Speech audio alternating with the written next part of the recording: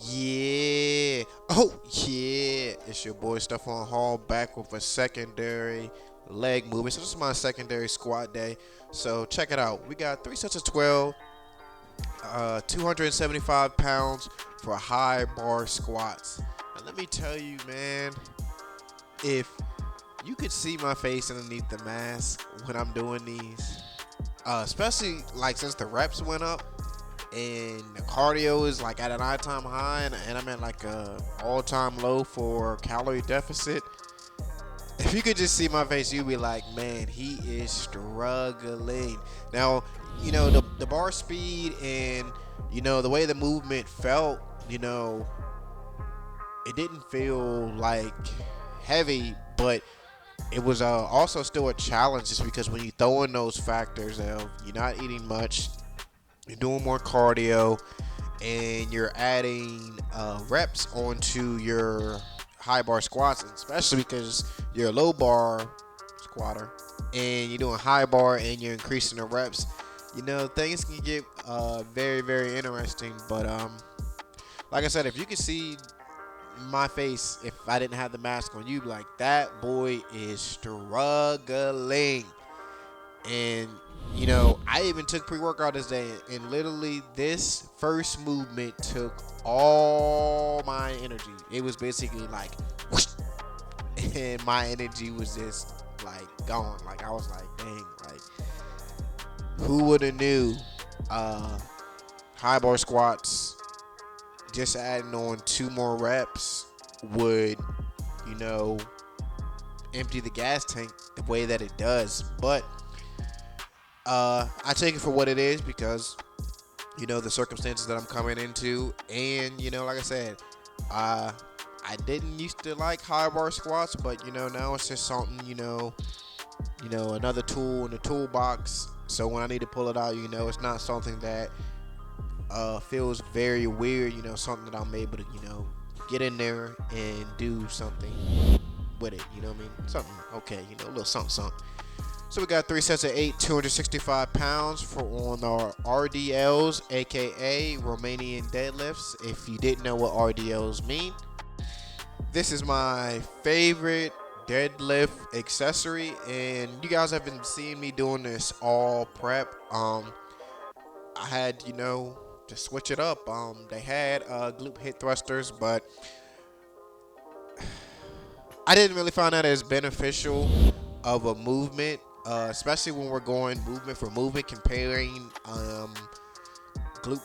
hip thrusters to Romanian deadlifts. And I just was like, for what I'm trying to do and my goals, I would say RDLs was a more beneficial movement because, like I said, I'm one of those people that when I do deadlift, if the bar gets up, then I'm going to be able to lock it out. So lockout at the moment is definitely not an issue. So if I can get more conditioning on my hamstrings to help me when I'm doing low bar squatting, then that's just what I'm going to do. And until I start to have failure at the lockout, I would put in RDLs, but I mean not RDLs, but glute hip thrusters. But until then, RDLs are just more beneficial.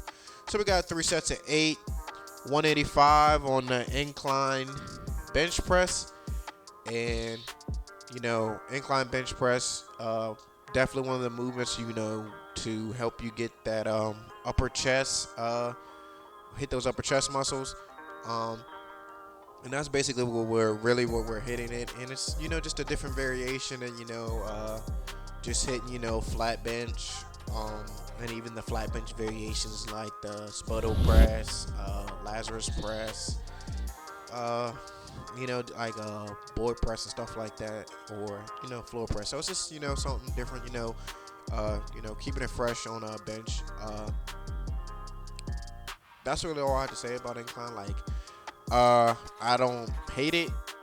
I wouldn't say I love it, but it's just something that I know that when you want to attack the chest from different angles, it's just this is one angle that you may have to hit it from, just so you get that upper pecs, and especially when you squeeze, it looks like, that chest is coming up out of there, especially if you got like a deep V-neck. That's what I always think about when I'm doing incline bench press.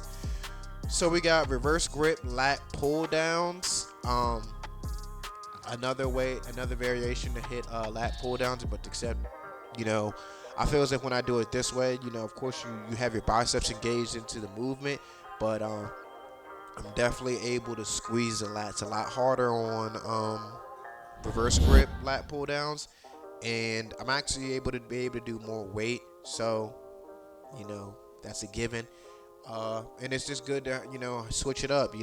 Sometimes you do lat pull downs. You'll do them the traditional way, and then sometimes you want to do reverse. So I would say just switch between the two, and obviously you can go heavier on this one.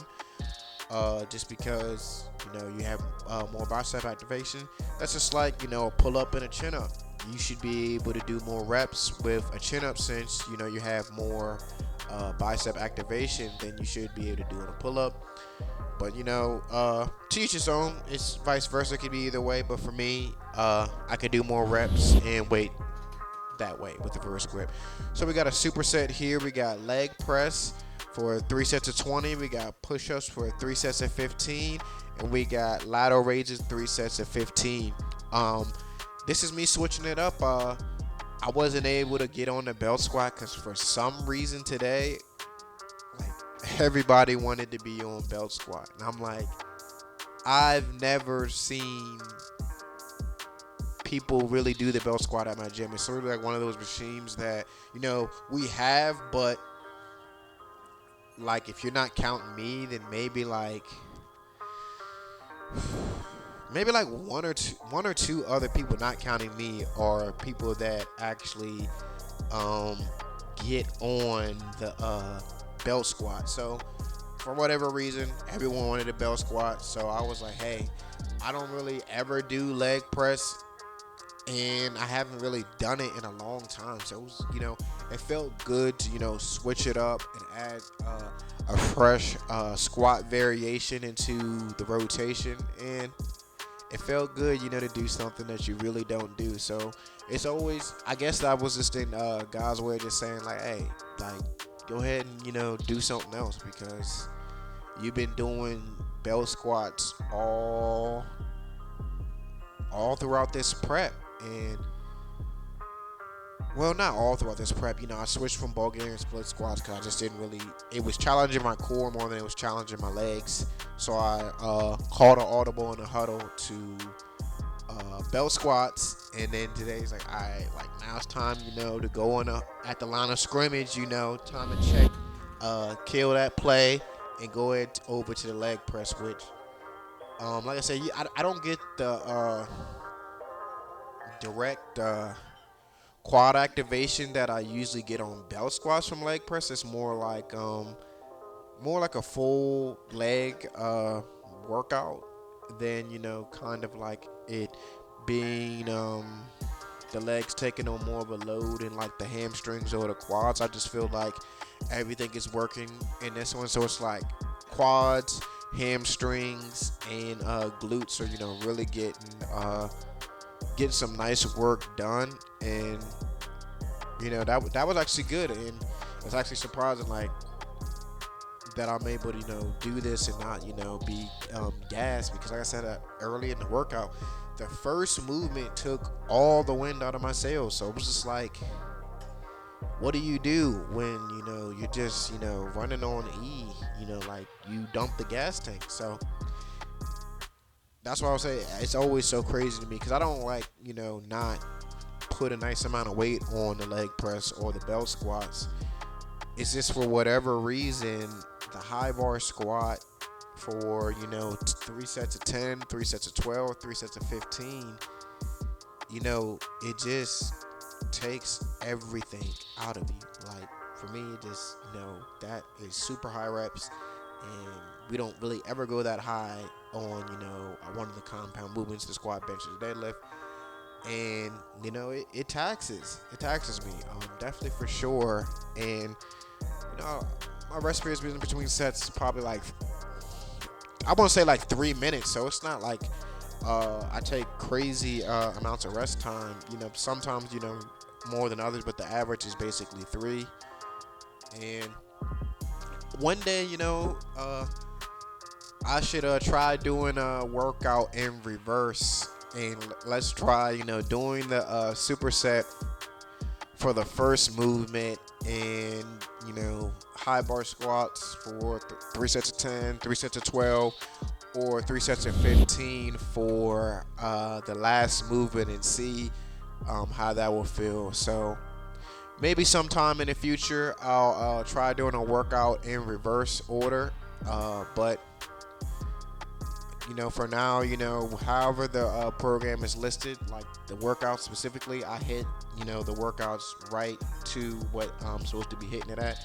So if it says, high bar squats, the first one, of course I do my warm ups and get up to my working sets and so forth and so forth. But it just would be, another challenge, like, okay, like, let's see how you can do when you gotta, throw the workout on his head, and let's see how you really adjust. Like, you always want to have those challenges that you have to rise above to complete, and that sounds like something that you need sometimes, because a lot of times we don't really push that intensity as hard as we're supposed to, especially when we're tired, and you know we just don't have the energy and all that. But like I said, most of the time I do give it my all. Like, I'm like, okay, there was nothing more that I could have gave in any of these sets. Like, I literally gave you 100% of all the energy that I've had, and we just leave it all out there. It's kind of like when your football coach tells you, just leave it all out on the field. I leave it all out on in the weight room. So that being said, this will be the last movement of the video. Make sure you like, comment, and subscribe. Turn on that notification bell so you never miss an upload from me. Follow me on Instagram, _Illusion Ranger. Follow me on Twitter at CallMeSaya, and let me know how your summer shreds is going and how everyone's diet is going, and just how has your summer been so far? Are you enjoying yourself, going out to the beach, being the best version of yourself? But with that being said, your boy Stuff on Hall signing out. Catch you in the next one, guys.